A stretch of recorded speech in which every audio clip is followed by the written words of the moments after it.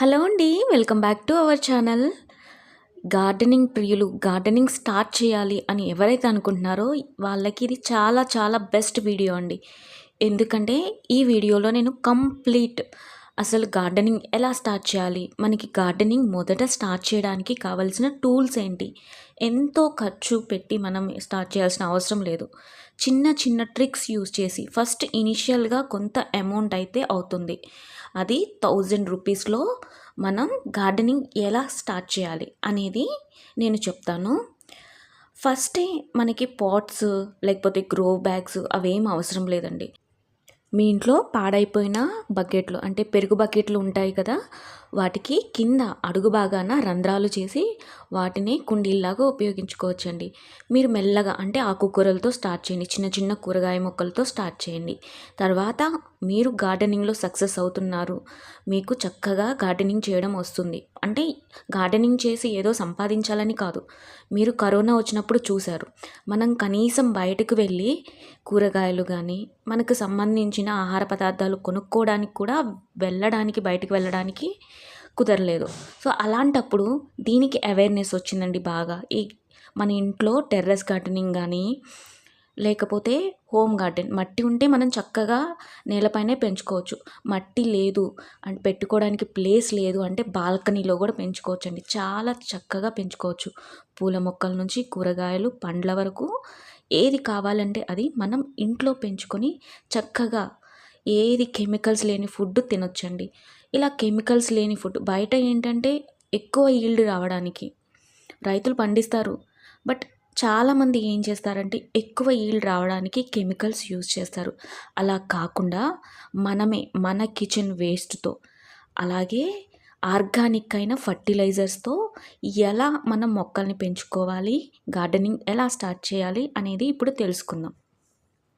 మీకు ప్రీవియస్ వీడియోస్లో కూడా చాలా వీడియోస్లో చెప్పాను, ఫస్ట్ మట్టి అనేది చాలా ముఖ్యం.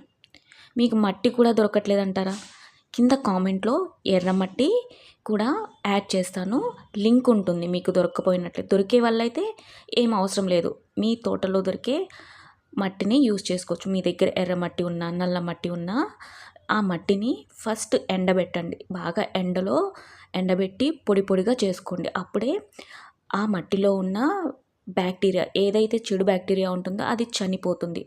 మొక్క పెట్టడానికి ఆ మట్టి, ఎండబెట్టిన మట్టి, పొడి పొడిగా చేసుకున్న మట్టి మాత్రమే ఉపయోగించాలి మనం మొక్కలను పెట్టాలంటే.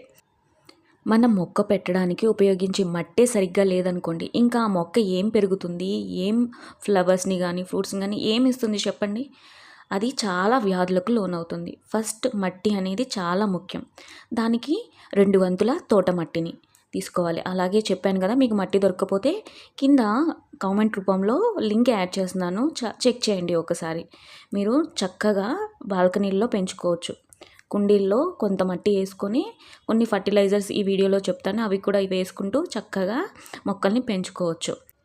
ఇప్పుడు ఏ మొక్క అయినా పెట్టుకోవడానికి, పూల మొక్క అయినా పండ్ల మొక్కలైనా ఏవైనా సరే పెట్టుకోవడానికి మట్టి ఎలా ప్రిపేర్ చేసుకోవాలో చెప్దాం. 2 వంతుల తోట మట్టి, నల్ల మట్టి కానీ ఎర్రమట్టి కానీ ఏదైనా తీసుకోండి. 1 వంతు కోకోపీట్ ఏ మార్కెట్లో అయినా దొరుకుతుందండి. మీకు దగ్గరలో ఉన్న మార్కెట్లో అడిగి చూడండి. ఒకవేళ మీకు దొరకలేదు, మీ ఊళ్ళల్లో లేదు, మీరు గ్రామాల్లో ఉంటున్నారు, సిటీల్లో మాత్రమే ఈ కోకోపీట్ ఉంటుంది అని అనుకుంటే అది కూడా కామెంట్లో యాడ్ చేస్తాను. కోకోపీట్ మీరు పర్చేస్ చేసుకోవచ్చు, చాలా తక్కువ ధరకే దొరుకుతుంది. ఒక్కసారి మీరు పర్చేస్ చేశారంటే ఆ కోకోపీట్ అన్ని మొక్కలకు యూజ్ చేయొచ్చు. ఎందుకంటే ముఖ్యంగా అందరూ కోకోపీట్ అంటారు, ఎందుకంటే ఇది నేలను వదులుగా చేస్తుంది. అలా వదులుగా ఉండడం వల్ల మొక్క మనం ఇచ్చే ఫర్టిలైజర్స్ కానీ ఎరువులు కానీ నీళ్లను కానీ చక్కగా పీల్చుకొని, మనం ఏదైతే పోషకాలు ఇస్తామో అది మొత్తం పీల్చుకొని డ్రైనేజ్ సిస్టమ్ అంటే తెలుసు కదా, మనం ఎక్కువ నీళ్ళు పోసామనుకోండి ఆ మొక్క కుళ్ళిపోతుంది.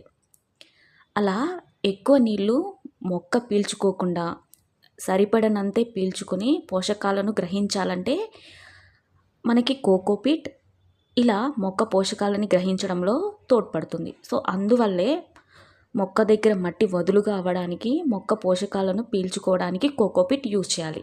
2 వంతుల తోటమట్టి, ఒక వంతు కోకోపీట్, ఒక వంతు మాత్రం ఎరువులు యూజ్ చేయాలి.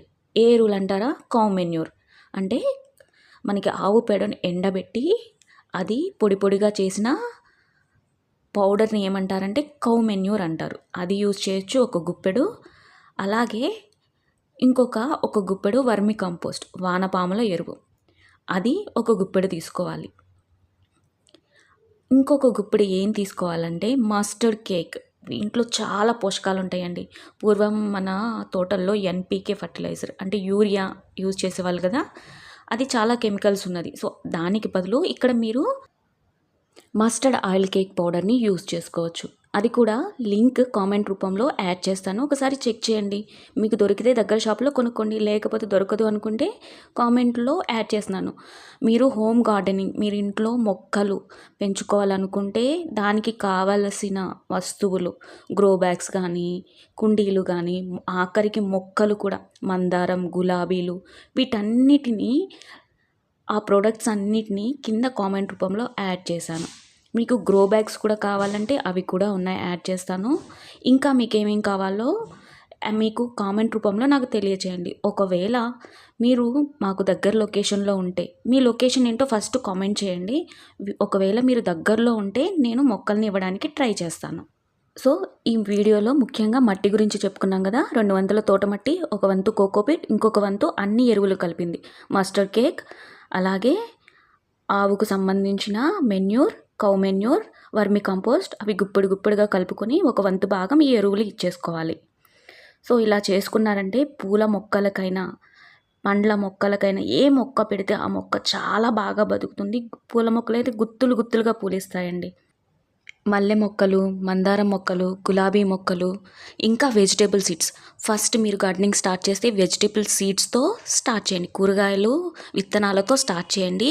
మీకు చాలా బాగా రిజల్ట్స్ వస్తాయి. అవన్నీ కామెంట్లో యాడ్ చేశాను, చెక్ చేయండి. Thank you for watching.